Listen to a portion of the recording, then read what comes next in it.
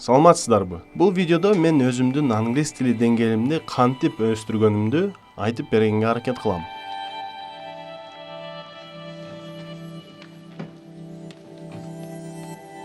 Кыскача айтканда, деңгээлди көтөрүүдө китеп окуу жана подкаст угуу мага канчалык жардам бергени жөнүндө сөз болот. Элестетели, сиз жөнөкөй нерселерди билип, сүйлөп калдыңыз. Эрежелерди деле жакшы түшүнөсүз дейли. Болгону сизге кайсы багытта кетүү кереги белгисиз болуп жатат. Мен өзүм да ушундай абалда болгонмун.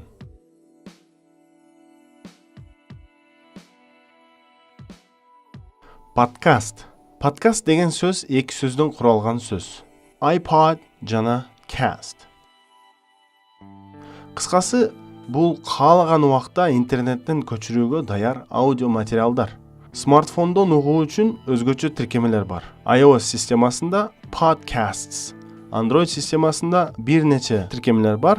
Мен Podcast Addict деген тиркеме менен колдоном. Мен 2012 жылы подкаст угуп баштаганмын. Азыркы күнгө чейин угуп келем.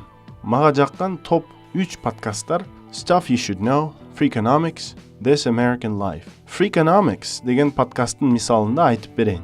Freakonomics деген сөз эки сөздөн куралган. Freak жана economics. Freak таң каларлык, адаттан тышкары ситуация же адам. Economics экономика илими. Демек, бул подкаст канал кызыктуу экономикага байланыштуу темаларды камтыйт. Мисалы, акыркы чыгарылыштарынын бири The Most Interesting Fruit in the World. Дүйнөдөгү эң кызыктуу фрукт деп аталган.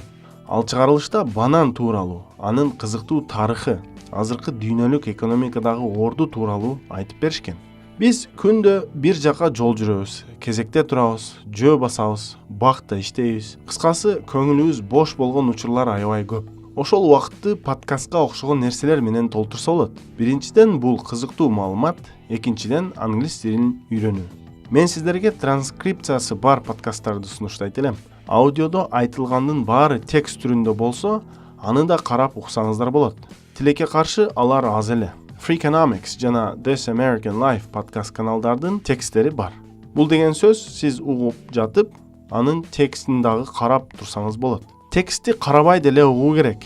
Башында аябай татаал сезилиши мүмкүн. Ошондуктан аябай сабырдуу болуп уга беришиңиз керек. Англис тили эне тили болгон адамдарды угуу сизге китеп окуганда да аябай чоң жардам берет.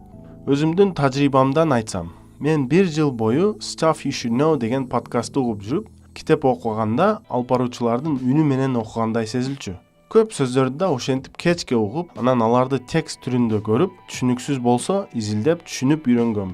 Эми кичинекей жыйынтык кылсак, подкаст бизге эмне берет? Подкаст кулагыбызды реалдуу англис тилине көндүрөт, сөздөрдүн баарын түшүнүү максат эмес. Экинчи, китеп окуганда да сөздөрдүн айтылышы, интонация оңолот. Үчүнчү, бул ыкмадан натыйжа чыгаруу үчүн өтө сабырдуулук, чыдамдуулук керек.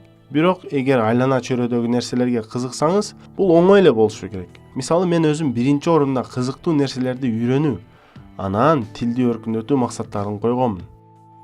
Азыр мен сизге подкаст угуу үчүн тиркемелерди көчүрүүнү көрсөтөм. Менин телефонум Android болгондуктан сиздерге ушул платформада подкаст угуу программасын көчүрүүнү көрсөтөм. Play Marketке киресиз. Podcast Addict деп жазасыз. Бул программаны жүктөйсүз. Анан ал программага кирип, ушул жерде издөө деген баскычты басып,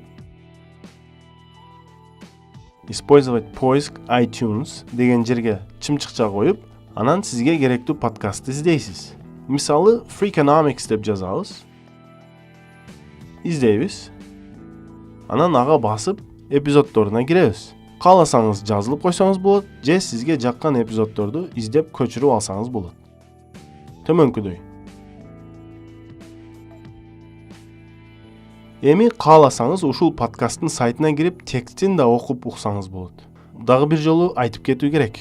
Мындай ыкма, тил билимдин деңгээлин өстүрүү ыкмасы нөлдөн баштагандарга эмес. Англис тилин окуп, көп эрежелерди билип, эми кийинки деңгээлге чыгайын дегендерге туура келет.